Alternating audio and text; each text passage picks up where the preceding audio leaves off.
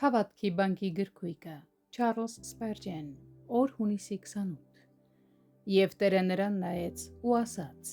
գնա քո այդ զորությամբ և Իսրայելն ազատիր մադիանացիների ձեռքից, չէ որ ես եմ քեզ ուղարկում։ Դատավորաց 6-րդ գլուխ 14-րդ խոսք։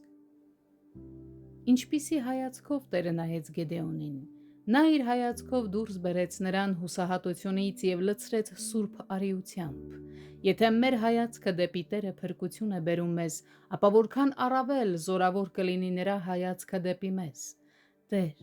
այսօր նայիր մեզ և զորացրու մեզ այս օրվա պարտականությունների և պայքարների համար։ Ինչպիսի իշխանությամբ լցված խոսք էր սա, որ Եհովան ասաց Գեդեոնին.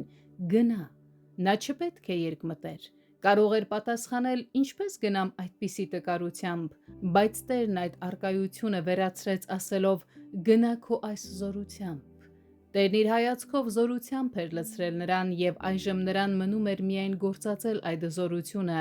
և ազատել Իսրայելին հարվածելով մադիանացիներին։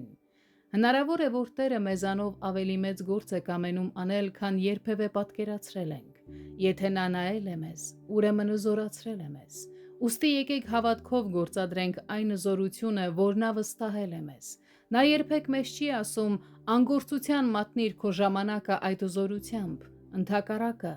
նա ասում է գնա, որովհետև ինքն է մեզ զորացնում։ Ինչ հարց է սա, որ Տերը տալիս է մեզ, ինչպես ժամանակին տվեց Գեդեոնին։ Չէ որ ես եմ քեզ ուղարկում։ Այո Տեր, դու ես մեզ ուղարկում և մենք կգնանք քո զորությամբ։ Քո հրամանով ենք գնում և գնալով վստահ ենք, որ դու ինքդ կհաղթես մեր միջոցով։